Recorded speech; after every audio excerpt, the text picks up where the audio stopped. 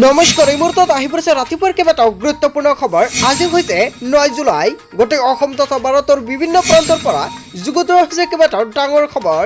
এনেবোৰ খবৰ নিতৌ পাই থাকিবলৈ চেনেলটি ছাবস্ক্ৰাইব কৰি ভিডিঅ'টো এটা লাইক কৰিবলৈ নাপাহৰিব। আজিৰ আমাৰ প্ৰথম গুৰুত্বপূৰ্ণ খবৰ হৈছে অসমবাসীৰ বাবে এটা ডাঙৰ খবৰ। লাখ লাখ আত্মহত্যা মহিলাৰ বাবে এটা ভাল খবৰ। নতুনকৈ এছঅপি প্ৰকাশ কৰা হৈছে। কোন কোন মহিলাৰ বেংক একাউণ্টত চৰকাৰে সোমাই দিব 10,000 কোটি টকা সম্পূৰ্ণকৈ ঘোষণা কৰিছে আমাৰ অসমৰ মুখ্যমন্ত্ৰী ডক্টৰ হিমন্ত বিশ্ব শৰ্মা ছাৰে। কেৱল ইয়াই নহয়, লাখ লাখ অৰুণোদয়ৰ হিতাধিকাৰী বেংক একাউণ্টত চৰকাৰে সোমাই দিব 1250 টকাকৈ। লগতে লাখ লাখ মানুহে লাভ কৰিব নতুনকৈ ৰেচন কাৰ্ডৰ লগতে লাভ কৰিব নতুনকৈ অৰুণোদয় আঁচনি। লগতে কেইবাটাও গুৰুত্বপূৰ্ণ খবৰ মুকলি হৈছে আজিৰ দিনটোত। আজিৰ আমাৰ প্ৰথমটো খুবেই গুৰুত্বপূৰ্ণ খবৰ হৈছে অসমবাসীৰ মহিলাৰ বাবে এটা ডাঙৰ খবৰ। আহি গ'ল আত্মসহায়ক গোটৰ এছঅপি। লাখ লাখ মহিলালৈ হিমন্ত বিশ্ব শৰ্মাৰ এটা ডাঙৰ খবৰ। প্ৰতিগৰাকী মহিলাৰ একাউণ্টত দিব 10,000 কোটি টকা পাবলৈ তলত দিয়া চৰ্তসমূহ মানিব লাগিব। অৱশেষত চৰকাৰে এটা গুৰুত্বপূৰ্ণ সিদ্ধান্ত গ্ৰহণ কৰিছে। কেৱল ইয়াই নহয়, 2 লাখ মানুহৰ নাম কৰ্তন কৰা হ'ব আত্মসহায়ক গোটৰ লিষ্টৰ পৰা। যদি আপোনালোকৰ প্ৰথমতে লিষ্টত নাম আহিছিল আৰু এতিয়া কিন্তু আপোনাৰ লিষ্টৰ পৰা নামটো কৰ্তন কৰা হ'ব। কোন কোন মানুহৰ লিষ্টৰ পৰা নামটো কৰ্তন কৰা হ'ব তলত সম্পূৰ্ণকৈ উল্লেখ কৰা আছে, চাই লওক। তলত চাওক, ইয়াতে চৰ্তসমূহ দিয়া আছে। 1 নম্বৰ দিয়া আছে, যোৱা 17 ছেপ্টেম্বৰত গছপুলি ৰোপণ কৰা হ'ব লাগিব। আৰু আপুনি যোৱা 17 ছেপ্টেম্বৰত যদি গছপুলি ৰোপণ কৰিছে তেনে ক্ষেত্ৰত কিন্তু আপোনাৰ ফৰ্মত সম্পূৰ্ণকৈ দিব লাগিছিল। আপুনি ফৰ্মত দিছে নে নাই সেয়া আপোনালোকে নিশ্চয় কমেণ্ট কৰি জনাব। লগতে গছপুলি জিঅ' টেকিং হ'ব লাগিব। আৰু আপুনি যিখন গছপুলিটো সম্পূৰ্ণকৈ ফৰ্মৰ লগত দিছে আৰু সেইখন গছপুলিটো জিঅ' টেকিং কৰা হ'ব লাগিব। যদি আপোনালোকৰ গছপুলিটো জিঅ' টেকিং কৰা নাই তেনে ক্ষেত্ৰত কিন্তু আপুনি 10,000 টকা নাপাব, আপোনাৰ ফৰ্মটো ৰিজেক্ট কৰা হ'ব। 3 নম্বৰত কোৱা হৈছে, গছপুলি aba.assam.nic.official ৱেবছাইটত আপলোড দিয়া হ'ব লাগিব।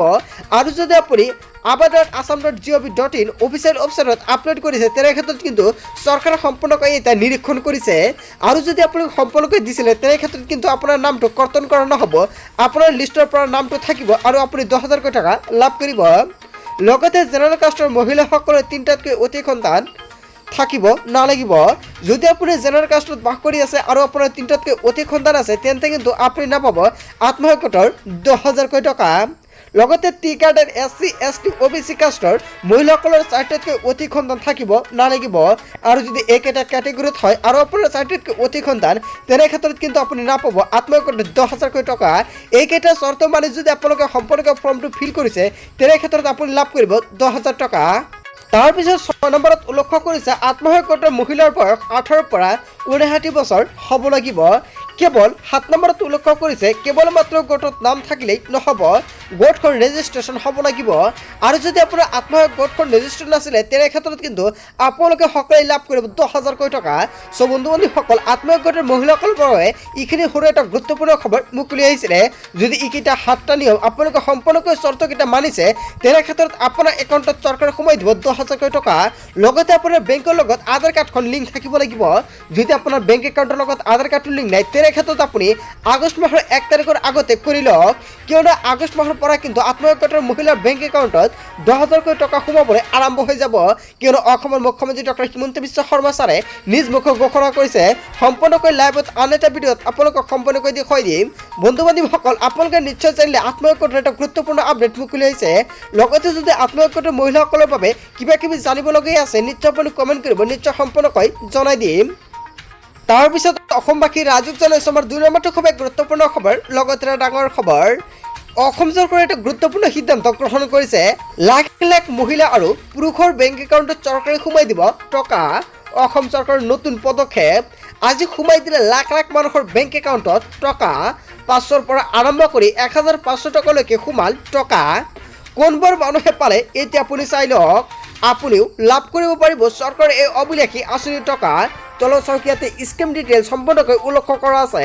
অৰুণোদয় আঁচনিৰ টকা সোমাই গ'ল আপোনাৰ বেংক একাউণ্টত। লগতে অৰুণোদয় 2.0 আঁচনিৰ ধন সোমাল আপোনাৰ বেংক একাউণ্টত। ইন্দিৰাবাৰী সাৰ্বজনীন বিধৱা পেঞ্চন আঁচনিৰ ধন সোমাল আপোনাৰ বেংক একাউণ্টত। দীনদয়াল দিব্যাংগজন সাহায্য আঁচনিৰ টকা সোমাল আপোনাৰ একাউণ্টত। শ্বহীদ কিশোৰ কুবলৰ বৃদ্ধ পেঞ্চন আঁচনিৰ ধন সোমাল আপোনাৰ একাউণ্টত। লগতে বৃদ্ধ আৰু বিধৱা পেঞ্চন আঁচনিৰ ধন আপোনাৰ একাউণ্টত চৰকাৰে সোমাই দিলে, ৰাষ্ট্ৰীয় দিব্যাংগ আঁচনিৰ টকাও আপোনাৰ একাউণ্টত সোমাই দিলে। হয়, আপুনি ঠিকেই শুনিছে। আৰু কালি কিন্তু লাখ লাখ মানুহৰ একাউণ্টত চৰকাৰে সোমাই দিব পোৱাই এইকেইটা আঁচনিৰ টকা। আৰু আপুনি টকাটো পালে নে নাই, আপুনি কেনেকুৱাকৈ চেক কৰিব, এই আপোনালোকক সম্পূৰ্ণকৈ জনাই দিয়ে। চেক কৰাৰ কাৰণে আপুনি প্ৰথমতে বেংক একাউণ্টত টকা কিমান সোমাল আপুনি কেনেকুৱাকৈ চেক কৰিব সম্পূৰ্ণকৈ জানিব পাৰিব এইখন ভিডিঅ'টোৰ জৰিয়তে। কিয়নো চৰকাৰে এটা গুৰুত্বপূৰ্ণ পন্থা হাতত লৈছে। এতিয়া আপোনাৰ বেংকত যাব নালাগে। প্ৰথমে চাওক একাউণ্টৰ টকা চেক কৰাৰ নিয়মাৱলী। আপুনি কেনেকুৱাকৈ চেক কৰিব আপোনাৰ একাউণ্টত টকা কিমান আহিছে।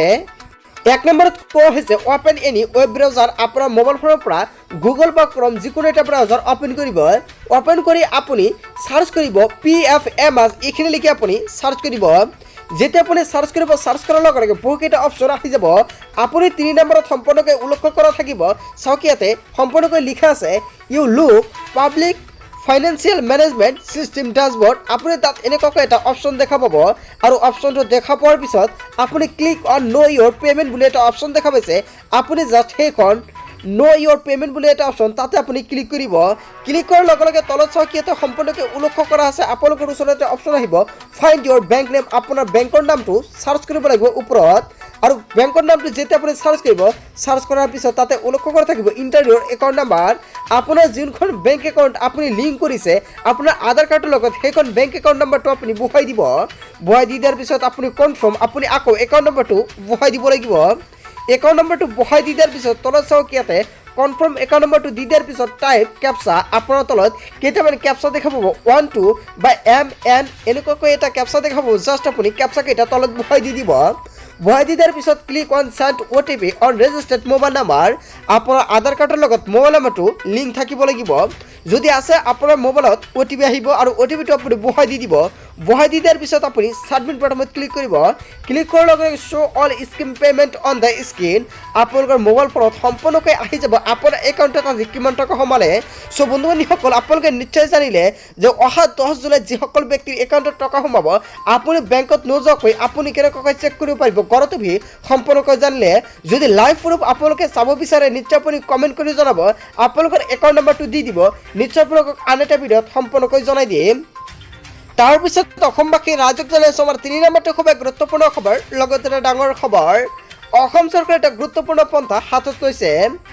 অসমত অৰুণোদয় আঁচনিৰ সমগ্ৰ আবেদন প্ৰক্ৰিয়া কেৱল অফলাইনৰ মাধ্যমত আবেদন আৰম্ভ কৰা হৈছে। হয়, আপুনি ঠিকেই শুনিছে।